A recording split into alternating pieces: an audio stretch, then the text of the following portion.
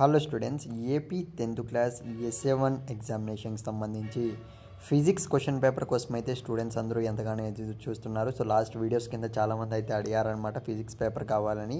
So నేను చెప్పేది ఏంటంటే, సో 10th క్లాస్ స్టూడెంట్స్ అయితే మీరు ఈ క్వశ్చన్ పేపర్ అనేది వెరీ వెరీ ఇంపార్టెంట్ అనేది తెలిసింది. సో ఖచ్చితంగా మీరైతే ప్రిపేర్ అవ్వడానికి అయితే ట్రై చేయండి. టైం అనేది ఎంతో లేదు, సో మీకు తక్కువ టైం అయితే ఉంది. అలాగే 10th క్లాస్ స్టూడెంట్స్ని నేను అడిగేది ఏంటంటే, ఇంకా మీకు ఏ క్వశ్చన్ పేపర్ కావాలి, ఏ సబ్జెక్ట్ అనేది మీరు టఫ్గా ఫీల్ అవుతున్నారో సో 100% అయితే మీరు కామెంట్ చేయడానికి అయితే ట్రై చేయండి. అలాగే ఇంకో విషయం ఏంటంటే, రియల్ క్వశ్చన్ పేపర్ అనేది మనకు ఈసారి ఫిజిక్స్ అనేది రిలీజ్ అయ్యే ఛాన్స్ అయితే ఉందన్నమాట. సో ఖచ్చితంగా మన యూట్యూబ్ ఛానల్లో పెడతాను మీకు పక్కాగా అయితే.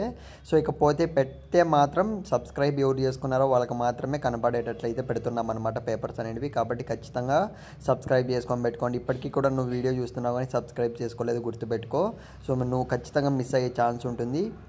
ఇక ఆ విషయం పక్కన పెట్టేసినట్లయితే స్క్రీన్ మీద అయితే చూడండి, క్వశ్చన్ పేపర్ అనేది ఆల్రెడీ స్క్రోల్ అయితే అవుతుంది. సో ఇందులోటి అయితే ఎన్ని రావచ్చు సార్ అనేది చాలామందిలో డౌట్ ఉండొచ్చు.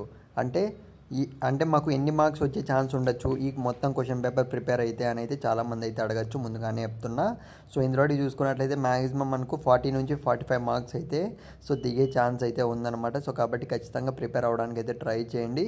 సో ఇక టైం అనేది అయితే ఎక్కువ లేదనమాట, అందుకే చెప్తున్నా. క్వశ్చన్ పేపర్ చూడండి, చిన్న క్వశ్చన్ల మీద అయితే ఎక్కువ ఫోకస్ చేయొద్దండి, పెద్ద క్వశ్చన్ల మీద అయితే ఫోకస్ చేయడానికి అయితే ట్రై చేయండి. అలాగే సో నేనైతే నెక్స్ట్ వీడియో అయితే పెడతాను bit paper. So bit paper మీకు కావాలంటే మాత్రం ఖచ్చితంగా కామెంట్ చేయడానికి అయితే ట్రై చేయండి. మన టీం అయితే ఆల్రెడీ సో బిట్ పేపర్ అనేది వెరీ ఇంపార్టెంట్. ఏది అని అయితే మనకైతే 2 లేదా 3 పేపర్స్ రావడం జరిగిందనమాట. అందులోటి మనకు యాజ్ ఇట్ ఈస్గా ఏవి దిగుతాయని అయితే సో అప్పుడే స్టార్ట్ చేశారనమాట. సో రీసెర్చ్ అనేది ఖచ్చితంగా మీకు నెక్స్ట్ వీడియోలో అయితే పెట్టడం అయితే జరుగుతుంది.